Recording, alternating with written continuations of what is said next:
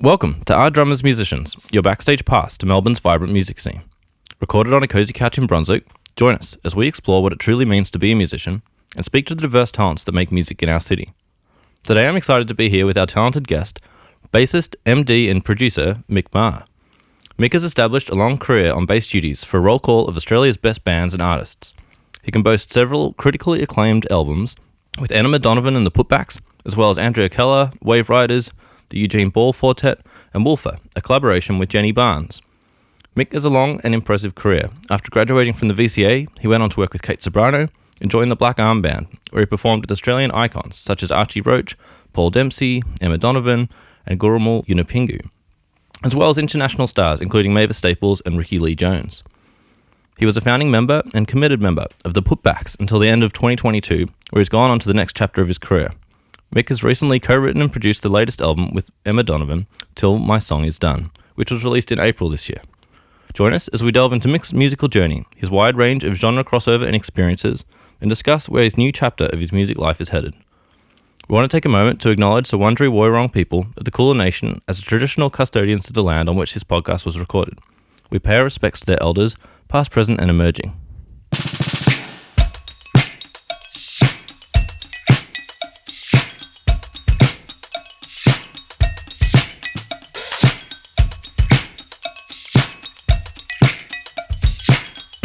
Scout is on my lap.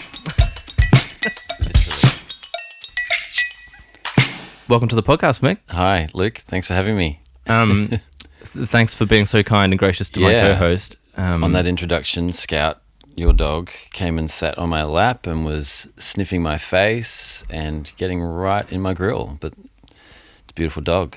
Yeah, well, you've got like the Scout tick of approval. That's good. Yeah, she knows when a good musician is present and is like, oh yes, I'd like to be very close with this one, Nice. please. Very, very close at the moment. If you'd like me to move her on, just it's all good. let me know. I reckon she can smell my breakfast. Oh, nice. That's how close she is. Yeah, cool. Well, I like to ask, like, what's the most recent album that you've listened to? Most recent album, like all the way through. Yeah. If you're an album listening guy. Yeah. Well, there's been a couple. I recently listened all the way through Jim White from the Dirty Three, his latest album. Do you know Jim White? I don't. He's a drummer. Oh. So, our drummers musicians. Yes, they are, because I've been listening. So actually, Jim White, I think it's called All Hits. Okay. It's come out recently. It was my record store day purchase. Oh, cool. Yeah. I'm just writing that down to have a I'm look pretty at sure later. it's called All Hits. I could reach my phone, but I'm trapped under your dog. Yeah, I've been listening to that. I listened also to Maria Moles' recent album. Cool. Which I can't remember what that's called, but I bought that off Bandcamp and listened all the way through. That's another drummer whose album I listened to. Nice. Yeah. Do you find yourself just like drawn to drummer albums, or is it just like I like coincidence? perhaps yeah. I'm always interested when people do solo records who aren't necessarily like traditional songwriters or something like that, like singer-songwriters.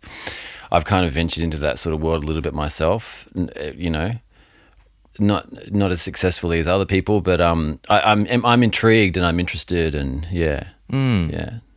Well, you've done so many different things. Like, it's quite like an incredible list of like collaborations, but like style crossovers and genre things. Cool. Yeah. Have you felt like, I don't know, it's exciting and enjoyable to be able to just, do lots of different stuff rather than sort of like, I don't know, I'm going to be like a pop session based player and just, drive that line after like the Kate Cebrano gig or something? I have pretty diverse kind of tastes in music, and sometimes it can be a bit conflicted. Like I do want to do kind of everything, but then there's other times where I kind of just wish I did one thing. Yeah, so yeah, it depends. You know what I mean? Like I suppose I learnt early on and had an interest early on to make myself available to do a lot of different things, just kind of in order to be busy and to get work and stuff like that, or have opportunities to play, I should say. And that's sort of one thing I've noticed, In Australia, it's sort of like it's hard to specialize in one thing and to have a lot of work. So yeah, diversity is important. Yeah, but at the same time, like I do have pretty diverse taste in music and can appreciate, a lot of stuff. Sure. Yeah. Where did that come from? Like, did you grow up listening to just a bit of everything? I suppose so. I'm not sure where it came from. Just always been really interested, I think. Yeah. I suppose in my family, like growing up, no one else pursued music as in no one else was a musician, but my dad played a lot of music in the house and there was a lot of different music. So I suppose, and things like arts culture was kind of always celebrated in the house, you know what I mean? So like there was a lot of records playing, there's a lot of different music playing. My dad was always kind of into being current, like keeping his tastes current. So I suppose that spilled over. Oh, right. And then just, a lot of films and stuff like that. And my parents like big readers. And so, I suppose that did have an influence. But, like I was into, when I was a kid, like I was into Public Enemy when I was about 10 years old. And then I got into Metallica when I was like 12 years old. And then I was into Sepultura when I was 14 and Soundgarden and Primus and all that sort of stuff. Wow. I love that stuff. Yeah, cool. But then I got into jazz, you know what I mean? And and studied that. And then you start getting gigs, you know what I mean? And I suppose the Kate Cebrano gig, like that was, when I was like in my early 20s. And that sort of exposed me to doing like, because she just released an album called 19 Days in New York.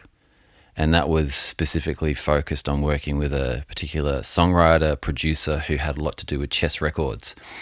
So working with Kate Cebrano at that time kind of exposed me to, a lot of soul, R&B music and Motown, which I kind of knew a little bit about, but then, there was a lot of interest in that. Motown, Stax, Chess Records, High Records, all those labels. Yeah, cool. Did a bit of a deep dive into that world. Yeah. Had you not done the James Jameson thing like before? No, I hadn't. Because right. I was sort of like, I was big into jazz. So I was all about, as far as bass players, I was all about like Paul Chambers and Charlie Hayden and Ron Carter and Jimmy Garrison. Yeah, right. And then I was sort of like, then I got into Jamison and Duck Dunn and That's such an interesting journey to go from like, just sort of like heavy music and hip hop and stuff. And then, but like skip the like, like reverse chronological order of like the soul bass players to like hit the jazz scene so hard. Well, I suppose a really big influence, and this song came up in the car while I was driving here, was Mr. Bungle and their song Carry Stress in the Jaw. Okay. Do you know that tune? Not at the top of my head. It's off their album Disco Volante. Okay. But it starts off as this kind of like, it's almost like a free jazz kind of thing, and then it morphs into a kind of thrash metal thing. Oh. And when I first heard that as like a, however old I was 20 years old or something, it's sort of like, everything kind of made sense. Right. So, I kind of came from this metal background and I wanted to know more about jazz and I wanted to explore jazz and stuff like that. Mr. Bungle were a big influence on that. And films like Naked Lunch, which was about, oh my God, a beat poet whose name I can't remember, which is embarrassing. Anyway, Ornette Coleman did the soundtrack, who was involved in the soundtrack to that movie. And I listened to that a lot, and that was kind of like, my introduction to free jazz and stuff like that. So that's what I did come back at it a little bit backwards. I came at it through metal. Yeah. How cool though. And a band like Mr. Bungle, and even us, I suppose even Faith No More, like just bands at that time in the 90s that were doing a lot of crossover stuff, and they weren't kind of specifically one thing, Mm-hmm. Yeah, I had an interest in that. I could relate to it, I suppose. Sure. Yeah. Had you been playing bass, since you were a young kid? No. I started playing guitar when I was about 12. And was heavily into Metallica and all that sort of stuff, and then started playing bass when I was about 16. Yeah, right. What was it like? There's too many guitarists. Here's the bass. An opportunity came up to play bass in a high school band that were competing in a high school band competition. Like, I grew up in North Queensland in Townsville, and there was every year there used to be a battle of the bands, and it was kind of like the big event, you know. Cool. Yeah. And a band, I was in year 12, a band in my high school were playing, and their bass player had pulled out of the band 2 weeks before the competition. They were my mates in my music class. And I was like, I'll play bass. And I played bass in the band, and I ended up winning the best bass player on the night. So, wow. and I won a bass. So that's kind of how I started playing bass. Oh, yeah. Wow. And then, you know, like I was still kind of heavily influenced by guitar, like by playing guitar and playing metal. And at that stage in the 90s as well, like grunge music was a big influence. I was heavily into Soundgarden and Alice in Chains. But then, like, you know, would also be into Primus and Blood Sugar Sex Magic. Was a big, at that time was pretty big. Yeah, right. Of course. So I kind of went down that path. That was my entry point as far as playing bass. Yeah. Whoa. Yeah. What was the bass that you won? It was a Yamaha bass. I think it was called an RBX 250 or something. It's just like one of those standard Yamaha kind of student basses. Yeah. Have you held on to it over the years? No. Okay. No. I lost it somewhere. No. Someone borrowed it and they never returned it. And then I lost contact with that person. Yeah. And I don't even remember their name. So, yeah, it's gone. Well, on to significantly better basses. Yeah, true. Well, some people loved like their like very first one, and I'd still love to have it. Yeah, for sure. Yeah. Well, maybe it'll come back around. In Who knows? The circle of it's all right. gear. Yeah. Well, I love asking about like who you choose to work with. Oh yeah. And you know, you mentioned like Record Store Day, and I bought the record you did with Emma. Yeah. Because I came to see the great show at Northside. Yeah. But like, you know, the Putbacks has been like, well, I've been a big fan of the band of yours for ages. And was it something that you know, just sort of spontaneously happened, like, oh, here's a great bunch of guys, like we want to do our own thing? Or was it more of like a deliberate, like planned, you know, like we want to do this and we want to grow it like this, and it sort of like, you know, had a vision rather than... You mean with the Putbacks? Yeah. You mean like how it evolved and all that sort of thing? Yeah. It wasn't really planned. Things just sort of happened. Yeah. There wasn't really ever like a vision or a strategy on how to do things. It was sort of like opportunities sort of happened. Yeah, and we just sort of play. There was definitely a common interest in music, and you know, the Putbacks kind of came out of the Kate Cebrano gig. Yep. Myself and Tom Martin and Roy McDougall were doing that gig at the time, and then, you know, and like I was sort of saying before, there was interest in playing sort of soul and R&B and stuff like that, and that kind of era of stuff, like even influences by the bands called the Meters and that sort of sound, and you know, like at that time as well, in the early noughties, like there was that John Scofield album or Go Go and Medeski Martin Wood, you know, like we were all kind of young and into that sound, and that was kind of fun way to play. So yeah, and then just sort of like playing tunes, playing covers, trying to get gigs, writing tunes, and then eventually, you know, it's just sort of a matter of circumstance, really. Like around, you know, in the mid noughties, late noughties, Bob Knob and Tristan Luderwyk started Hope Street Records, you know, and they were getting an interest in recording kind of old school analog way, and, you know, pressing a vinyl, and, you know, it wasn't so common back then. It was a bit niche, very underground, you know. Lance Ferguson was doing it. The Daptones were doing it. You know what I mean? Now everyone's doing it. Yeah, it was. It was very underground. Like, it was kind of underground. It was cool. Yeah, you know, and you know, we weren't connected via the internet in the same way back then, you know what I mean? So it was around, but definitely not like it is today. So yeah, it was niche and it was DIY and everyone was sort of having a go. Like, yeah, so yeah, it was just sort of fortunate. Yeah. So I suppose to answer your question, like there wasn't really a strategy. It was just, I suppose, good timing for things to kind of happen naturally in a way. Sure. Yeah. What, was able to keep you guys together for so long? Like, I know you've just sort of moved off into a new thing, but that's like a super long time. I think there was a lot of opportunities. You know, I think there was a lot of fortune to do stuff. You know what I mean? Like, yeah, the collaboration with Emma Donovan definitely had a big part to do with that. There's a lot of interest in Emma, you know, rightfully so. Yeah. And then, you know, there were more opportunities to record with Hope Street and then eventually Cooking Vinyl. So I think that had a lot to do with it. Yeah, sure. Even during the pandemic, you know, it was kind of crazy. Like there were still opportunities for us to play. You know, we did that, like the Delivered Live. Oh, yeah. Which was awesome. And then, you know, there was this kind of City of Melbourne had a big funding kind of thing to help bands in that time kind of, you know, make recordings and stuff like that, and we were one of the recipients. So yeah, great. Just yeah, I think yeah, fortune had a lot to do with it because there definitely wasn't a whole lot of strategy. Yeah. But you know, we were able to kind of get in a room and make something happen. You know, definitely musically, yeah, yeah, that's so cool. Quite effortlessly in a way, you know. So yeah. So was it a similar thing with, you know, you going on to, you know, co-write and produce the album with Emma? Yeah. Just circumstance and connection, or was that something more deliberate?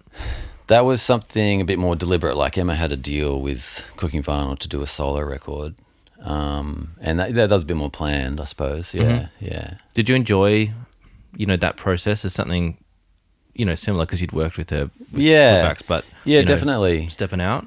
It was definitely different. It was good. Like it was a bit more streamlined, I guess, because it was just Emma and I kind of calling the shots. And then being able to, you know, work with musicians such as Ben Edgar, Danny Frisier and Barney McCall, who are such consummate professionals, you know, and such easy people to work with, but such incredibly talented people as well, and just know how to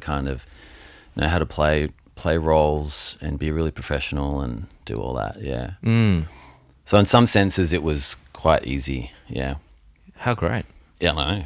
Did you just ask them all, having thought like, oh yeah, that, you know, each of them had the sound that you wanted to bring into the record? Yeah. We had Danny on the podcast a bit earlier, and Ben's going to come on a bit later in the year too. Nice. So it'll be nice to like touch base with a little bit about, yeah, cool. you know, this album, which is just a funny fluke of timing that, you know, it was coming out just after I'd interviewed Danny, right? And he was like, "Oh, come down to the record store launch on Saturday." And I'd sent you a message just because he was like, "Oh, I was working on this album, and I didn't put it together until I saw you there." There you go. It's like, oh, wow, like it's a small world, even though Melbourne can be a small place in that way. Yeah. So, what are you feeling like with your music now that you've, you know, put out this killer record? Oh yeah, please have a drink. Yeah. Do you have a bit more of a plan with, you know? There's about like 3 or 4 different projects you're sort of currently involved in. How do you go about like balancing like time investment with like each project or? It's pretty tricky because, you know, like, yeah, I teach a lot as well. So yeah. And you've got a family. And I got a family. Like, yeah, it's pretty tricky. And I wish I had more of a plan, but I sort of don't. I kind of have plans bubbling away in the back of my mind. Yes. But acting on them's the kind of thing, you know, and I suppose we're all faced with that in a way. Yeah. And perhaps that's the trick. You just got to charge forward. But, it's, you know, so, yeah. Yeah, it's on the back burner. Well, you seem pretty great at, like, you know, diving into these different opportunities, I suppose, that have come up. Yeah. And, you know, they've all done dealing with it quite well. And, yeah, to be able to, like, continue with so many different things too, like, yeah, it's really hard juggling all of them. But you seem to have, you know, consistently done it well for a long time now. Thanks. Is it just more like a matter of priority of like which group's getting a bit of success or who's booked some gigs, and are you just like saying yes to a whole lot and it's just, you know, trying to squeeze it all in? Pretty much, yeah. Yeah. Yeah, it's just whatever comes up in a way. Mm-hmm. Yeah. Yeah. Well, what are you feeling most excited about, I guess, musically at the moment? Musically? Oh, that's a good question. Well, definitely, like, you know, Emma's things in the live format now. There are some band shows that I'm involved in coming up. And then, I've got a gig with Eugene Ball coming up with his quartet. Yeah. It's sort of been a little bit like, for me, you know, having left the Putbacks over a year ago now, like it is definitely a kind of new phase, and I'm, you know, figuring out exactly what I want to do or how I want to do it and stuff like that. But, you know, yeah, so that's, yeah. It's sort of, it's still quite in a kind of, what's the word, like, yeah, things are changing and whatnot, so I'm just dealing with that. The transitionary period. Transitionary period is what I was trying to say, yeah. Yes, yeah. Yeah. But, you know, there's there's things definitely bubbling away, and it's kind of cool to be in a position where I can kind of really contemplate what it is I want to do and how I want to play and who I want to play with, and yeah. So I like that, yeah. If you've been doing so much, is this like one of the first times you've sort of like really stepped back to think about? Yeah, probably. Yeah, probably. Yeah, definitely. You know, especially like, because I'm not really in a band anymore. As such, you know what I mean? Kind of like what I was with the Putback. So it's definitely nice to be in a space where I can have that time to contemplate things, and yeah. But then on the flip side of this, like the pressure is, okay, cool. Well, what am I going to do, and when am I going to do it? and hopefully I don't think about that for too long. Yep. You know? Yeah. Well, I was thinking, because like you were in the Black Arm Band too for so long. Like I know it's a little while, 2017-ish or something. Yeah, that's sort of when it, yeah. But that was similarly like, I don't know, over 10 years, right? So there's some like very long band stretches. Sure, yeah. And that was definitely like that was a project, you know what I mean? Like that wasn't, it was a you know, a band in a way, but it was run by, as an organization, a production company in a sense, you know. Yeah, right. Yeah. Can you describe a bit more about like the distinction you draw between band and project then? Well, that band was run by a team of kind of people who, you know, run production companies like Bangarra Theatre or, you know, things like that. Like it was that kind of vibe. Like it was it was run by people that work in the arts industry that, you know, aren't necessarily musicians. I guess that's the best way to describe it. Yeah, sure. Yeah, people that come from different backgrounds, and they specialize in, you know, seeking funding and making things happen like that. Whereas bands with musos are a different kind of thing. It's, you know, people that play music and probably aren't that great at necessarily writing grants or all that, you know, not always. Some people are, yeah, but it's different balance, different way of creating music. And Do you find any enjoyment in, you know, the admin or grant application side of things? No, not really. No. Yeah. Well, I don't know of any musicians that do. Like, there's definitely some people like, are great at it. Yeah. I'm not good at it. I don't have. Yeah, I'm not really good at it. Do you want to get into any more of those kind of, you know, more like production style companies again, or it's nice to have done it and now? It depends. You know, like I think I was lucky to have that opportunity more than anything. You know what I mean? So yeah. Were there any like real favorite moments for you from that time? From the Black Arm Band? Yeah. Oh, there's heaps. You know, like we did heaps of touring in remote Australia. That was pretty amazing. Mm-hmm.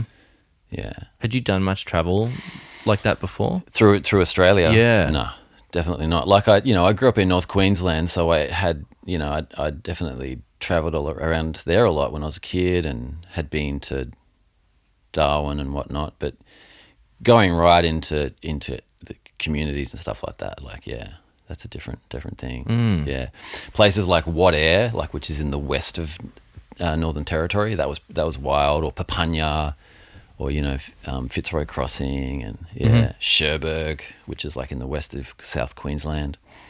Yeah, getting insight into those places and performing music to the communities and stuff like that. Yeah, it would have been so special. It was crazy. There was one one really kind of standout moment. I wasn't playing music, but we were in Alice Springs. And there was a tribute concert to, apologies if I say this incorrectly, George, the singer from Warumpi Band, George Warumbu, I think. I can't pronouncing his surname incorrectly, I apologise. And we were doing a tribute concert in Alice Springs with Black Arm Band. And in Black Arm Band, I was kind of like assigned. I wasn't a musical director. I was like the musical captain, or whatever the term was that was given to the person who just kind of like was the spokesperson for the musicians or something like that. The link between the singers and the musicians in the band. Anyway, everyone was traveling from Darwin to Alice Springs, and there were two groups. One group was all the singers, and they were on a chartered plane. And the other group was the band, and they were on two 8-seater planes, and it was and they had to stop at Tennant Creek, and I somehow got on the good plane, and got the short trip. Anyway, and everyone in the band had to endure these really long flights via Tennant Creek, and deal with the humidity and the turbulence in Northern Territory. It was quite an ordeal. Anyway. So I got to Alice Springs because I had to attend this rehearsal, and Neil Murray was there, and the brothers of George Warumbu were there also, and they were singing My Island Home, which was also the language title was Dronawonga, and they sang it in language. But I got to go to this house and kind of sit in this kitchen with Neil Murray, who wrote the song, and the brothers of. And they just kind of rehearsed this tune, and it was just kind of this crazy moment where it's just like, well, sometimes you just have this insight into these these moments with people that they've this has been their life, or they wrote the song 20 years ago, and it's just like it's got such a strong connection to their family and to their history, and I was I was literally there seriously. With a clipboard and a piece of paper and a pen, making sure that the form was the right amount of bars, because the musicians had the arrangement written out, and making sure the key it was in the same key and all this sort of stuff. But it was pretty kind of dorky position for me to be in, but at the same time it was like it was really special, really special. Yeah, and that wasn't I wasn't even playing. I was just kind of like a spectator. Right. Kind of like a fly on the wall in a way. Yeah. And that was really nice. That was I always remember that moment. Yeah. And you would have been quite young too. Well, I was late 20s, I suppose, early 30s or something. Yeah. What was the because you guys with them and a bunch of the other artists you work with. What was it like? Being a younger musician working with these artists that were quite large and a generation or two older. Was it because of the production level, was there more a divide between musicians and artists? Perhaps so, yeah. We were in a way we're just like the backing band. Yep. Yeah. Did you get to have much I guess musical interaction then when you're actually playing? Yeah, for sure, definitely. And that was kind of the other special thing, is that it was often a big production. There was a lot of visuals, there was staging elements and all that sort of stuff, and a lot of thought and care went into the presentation of the performances, as a production. But then when the performance would happen, it was the muses on stage making it happen. And that was always really obvious. Yeah. And that's when it was really cool to kind of, that's what's great about being a musician, and that, when you're on stage in that kind of, the moment's all yours, you know what I mean? Yeah. Yeah. And when you play with musicians that have such experience and a high caliber, it's sort of you sense that they really appreciate that space as well. Mm-hmm. So I suppose being younger was just, perhaps I had the right attitude to be like, okay, cool, this is a really special opportunity, and yeah, I'm pretty lucky, and there's a lot to get out of it, and yeah, you got to make it happen. You know what I mean? You got to make the music work, and I kind of recall it. There was one of the other Black Arm Band productions was there's a production called Notes from the Hard Road. And it was Melbourne International Festival, I think, and it was at My Music Bowl, and Ricki Lee Jones was one of the guests. And Ricki Lee Jones had changed what song she wanted to play pretty late in the set. So when we got on stage, we were performing this song in front of a sold out kind of My Music Bowl audience, and it was being filmed for Foxtel. And it was like we were winging it, like totally winging it, And it was sort of like, yeah, it was crazy. You're just like, wow. Even that kind of happens on these sort of stages, and yes, you come to kind of appreciate that sort of thing happens all the time, and it always has. Yeah, and maybe it's for the best, Yeah. Did you not realize that beforehand? Like, had it felt like the put together shows, they must be like perhaps, yeah, in some ways, but yeah. But I suppose having explored a lot of jazz music and thinking a lot about improvisation, perhaps I was kind of prepared for those moments as well in some ways. Like I was open to it at least. Yeah, sure. Yeah. I'm just going to adjust your mic. Oh, okay. Yeah, no worries. All right. Can we chat more about the Emma Donovan record? Absolutely. Because I've really enjoyed listening to it. Yeah, great. And listening to more country music is a newer thing for me. Yeah. It was definitely in the category of music that was not played in my house growing up. Yep, me too. Yeah, right. Yeah, but this is sort of getting me in. Chris Stapleton has sort of been my crossover way into the world of country. Yep. But yeah, there's some really great grooves on this track, and it's definitely in the sort of country soul. Yeah, thing yeah. I listened to it as. Yeah. Was that sound, I suppose, a place that you had seen the songs and were like, yeah, let's really dive into it like this? Or what was the creation process of it like? Well, Emma, it was just sort of Emma and I. Emma was really clear from the outset that she wanted, my help with creating the music and all that sort of stuff. There was a lot of sort of, figuring things out, you know what I mean? There was a lot sort of going on at that time as well. So in some ways it was kind of put together. Emma kind of, sending me a voice memo of her singing a melody or her playing uke and singing a song. Oh, okay. And then me kind of creating demo tracks, and sending them back and going, what about this vibe? And she's like, yeah, or awesome, or, Mm-hmm. So it's a bit of trial and error. And, it was also sort of, Emma kind of realizing and kind of taking ownership on the idea that how she wanted the album to, what she wanted it to represent. Okay. Yeah. That definitely evolved as well, and her kind of, going, all right, cool, I want to go back to, well, I suppose, yeah, back to her roots, back to the music that she grew up with. And also a big thing for Emma was she wanted to connect to her family. She wanted to play music for her family and for her community. And, so that was the motivation. So I suppose in a way it's sort of my background is definitely not country at all. And like what you're saying, yeah, I didn't sort of go there very much at all.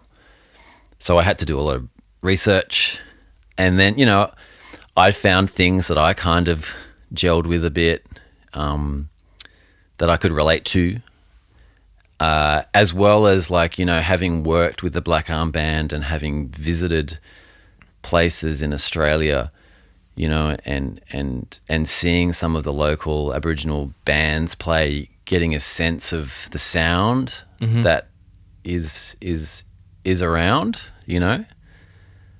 and the vibe, and and the kind of groove and the kind of energy and the spirit of a lot of the songs. So I took that as a lot of inspiration. And like, say for example, there's a track called Liquid Gold. And that's just like, we'd go to places like, there's a place called Maningrida in Northern Territory, and we did a gig there with Black Arm Band, and after we played, like we played, and it didn't, the gig was cool, but it didn't, the community kind of didn't want it, didn't really get it, it was a little bit too highbrow, I think.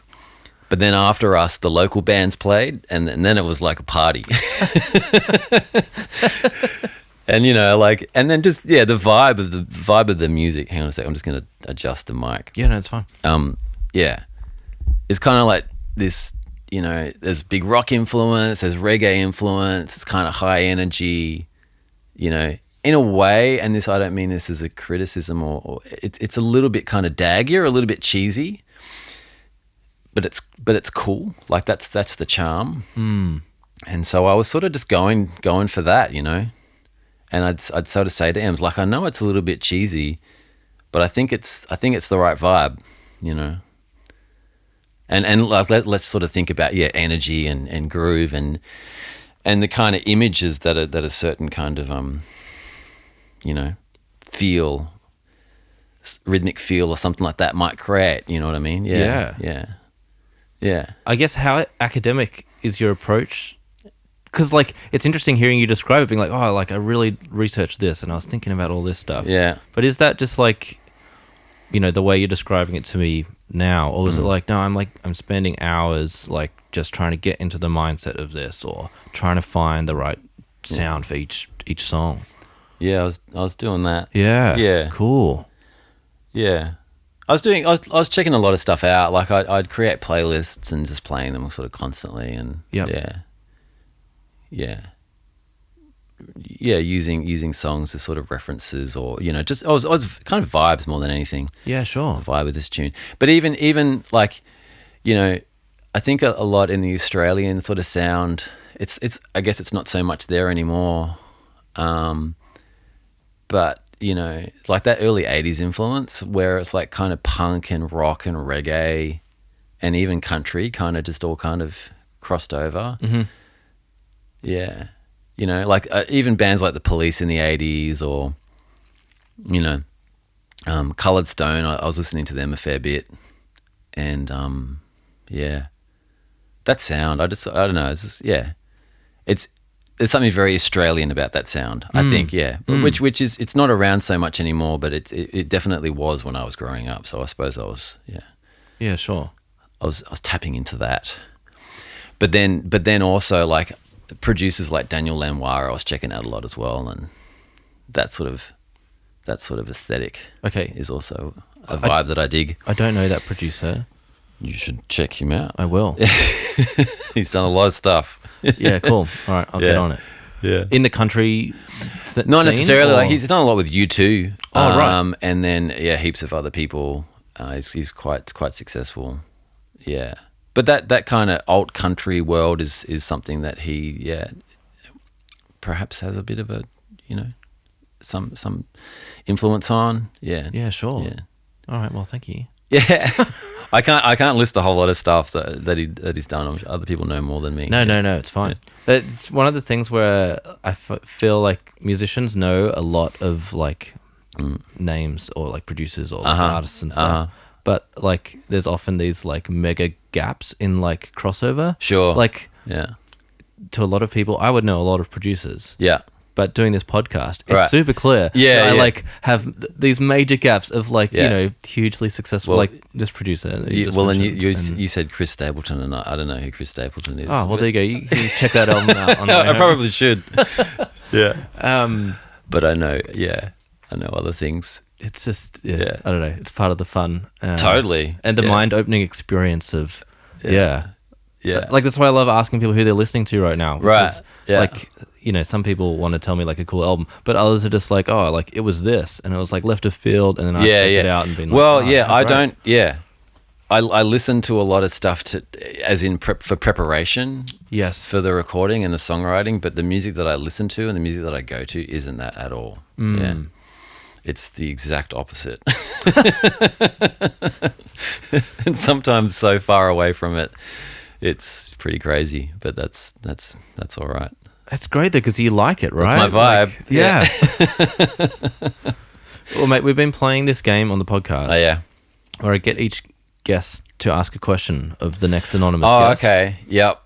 So I've got a question for you from our previous guest. Okay, cool. Bass player Josh Manu. Okay.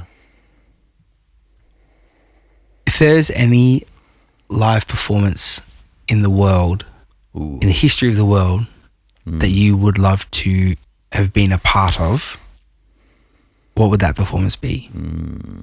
Whether it's a live album that you have listened to or one that you've read about, any performance throughout history for you to have been a member of in the band. Oh, in the band. What would it be? Yeah, right. Not in the audience, in the band. Live recordings, being in the band. Or go the other way too, because if you were feeling, I wanted to watch this gig, or tell me both. Look, I do think about these sorts of things a lot, but I don't necessarily think about playing in the band. I think about like standing side of stage or even being in a recording studio and being like a fly on the wall. Oh yeah, sure. But being in the band, that's a different thing. Cause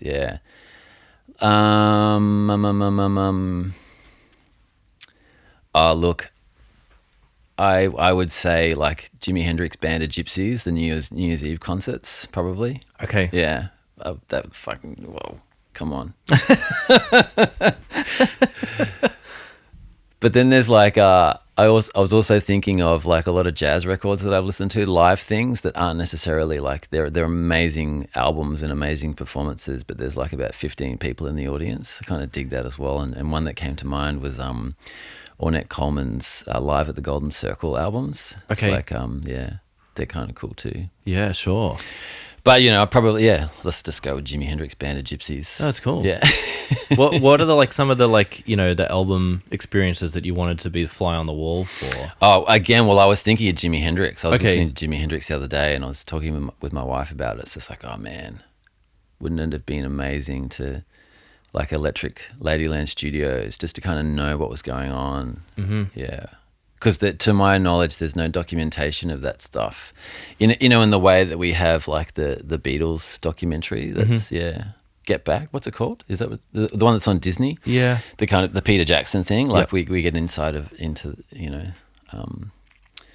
the Let It Be album and how I was blown away by that series. I thought, imagine if we knew something about Jimi Hendrix's album making process. Yeah.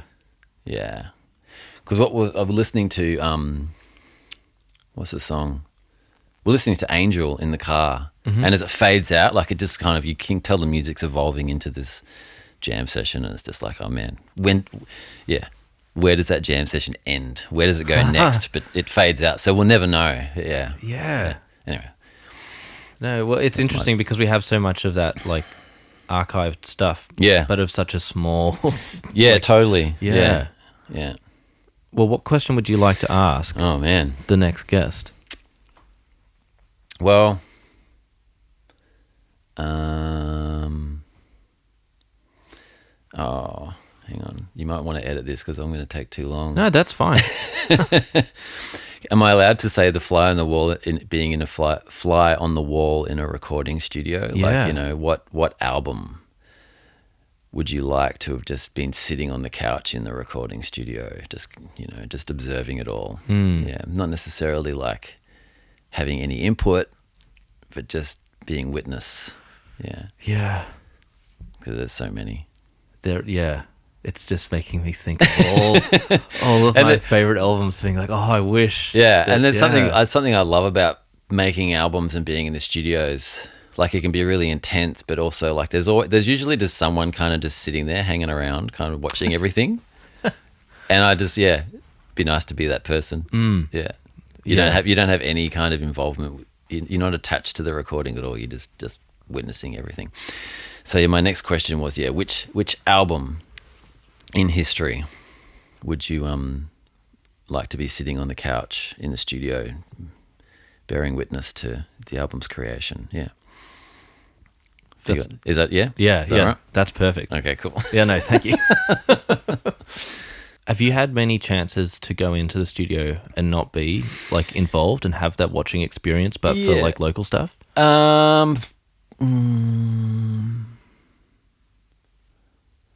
Maybe not so much. Yeah.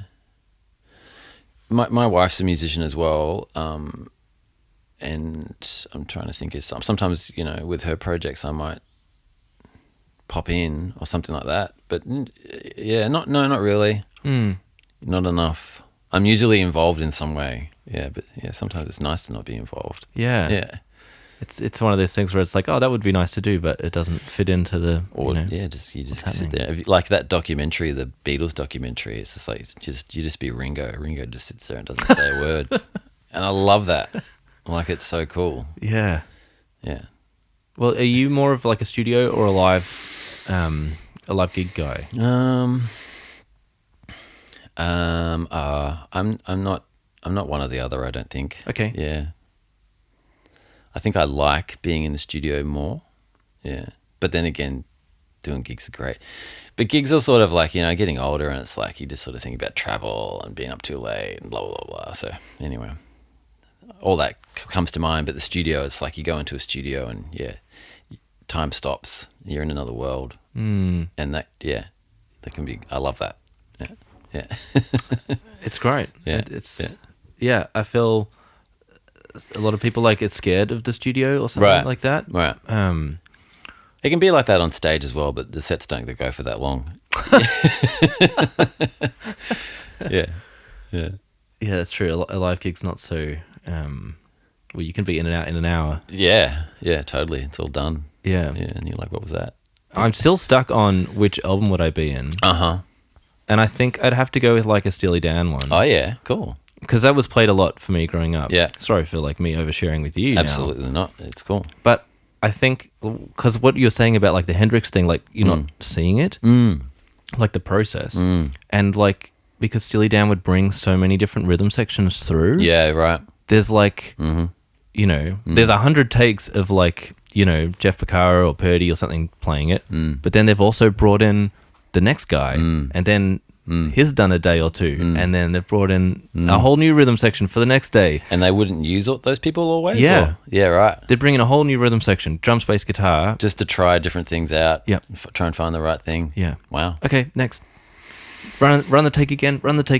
Okay, new band the next day. Wow. Or the next week or whatever. I didn't know that. Yeah, cool. Yeah, there's a really good doco on Aja, that album. Yeah. It's worth a check out for just like a look at that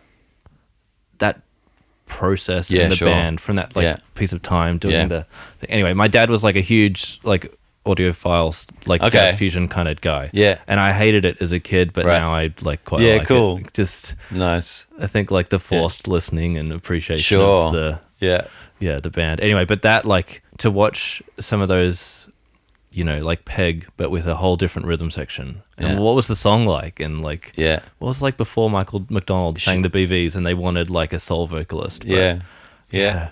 Anyway, I'm getting too excited by cool. seeing these things. Yeah, well, sometimes the mystery is the best part, isn't it? Sometimes it's good not to know. Yeah. So. Well, it'll be exciting to see where this next phase of your career goes. Oh, thanks. Because I feel like, there's so much potential because you're doing so many different things. Yeah. And you've done so much. It'd be really exciting to see, you know, where this next phase of your musical life goes. I'm excited too. We'll have to get you back to like check in. Yeah, cool. To be like, all right, like now that the period of thinking has like eventuated, you know. Yeah. Which gigs have I watched you at, or like new records have dropped and yeah. Well, that's the good thing, isn't it? It just sort of keeps going. Yeah. And that's sort of exciting too, you know what I mean? Like it's getting older and going, okay, cool. Like it can be this now, or who knows? Or you just keep doing it, you know. You just keep playing music, keep playing bass. Yeah. I'm happy to do that. And the teaching stuff, like how much of that is part part of your like musical sphere, or do you keep it kind of separate to your artistry? You know, they inform me. They inform one another, I suppose. Like I teach a lot at Box Hill Institute, and like doing a lot of vet stuff. So that Cert 4's diplomas, and it's all industry kind of skill based. Mm-hmm.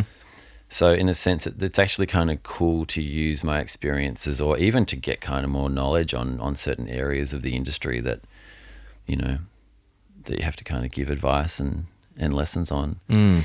So, and that can actually be really cool because, yeah, you know, I spent a lot of time just focusing on playing the bass or playing music, but then, yeah, industry things kind of, you know, didn't give it much thought. But now it's like, oh, okay, I can see why it's important. Yeah.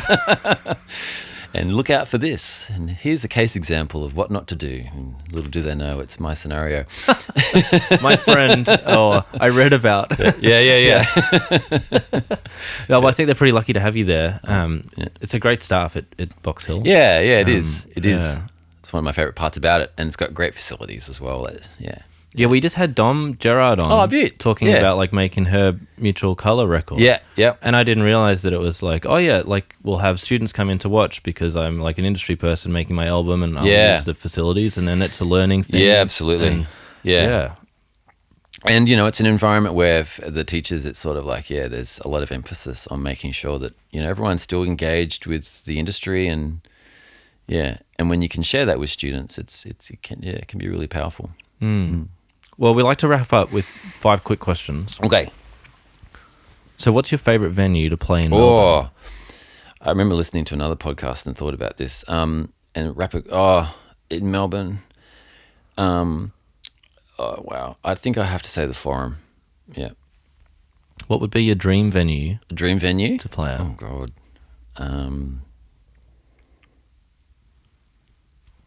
I don't know. I don't sort of think like that. So I don't know. It could be a studio. Be a studio. Yeah, Electric Ladyland. That's the only one I can think of. I'll go there. What is your coffee order? Long black with a splash of cold milk, please.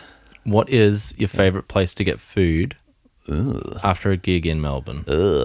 Well, it used to be Hutchie's on the corner of Bell Street and St. George's Road, but I don't do that anymore. But, you know, yeah, I'll just go with that. Yeah. I found out last year that I'm celiac, so I can't do those sorts of things. I don't have that luxury of just kind of rocking up anywhere after a gig. And yeah, now I'm at the age where I just want to go home. Yeah. All right. Well, finally, what's one piece of advice that you would give to your younger self? Okay. Don't party too hard. Yeah. Mick, if anyone wants to check out your music or wants more of these, like, you know, insightful tidbits for a lesson, or, you know, they want to work with you and stuff like that. Yeah. What's the best way for them to get in contact with you? I have a website, www.mickmeagher.com. You can find me there. Perfect. Yeah. I'll put it in the liner notes on the website. Sweet. Under the episode, so people can just click straight through. Thanks. Thanks so much for coming on the show. Thank you for having me. Thanks for joining us on Our Drummers Musicians. I hope you enjoyed getting to know another Melbourne muso like I did. Help us grow by leaving a review, share the podcast with friends and family, and subscribe on our website for extra info. Got a guest you'd love to hear on the show? Please let us know at ourdrummersmusicians.com. See you next time.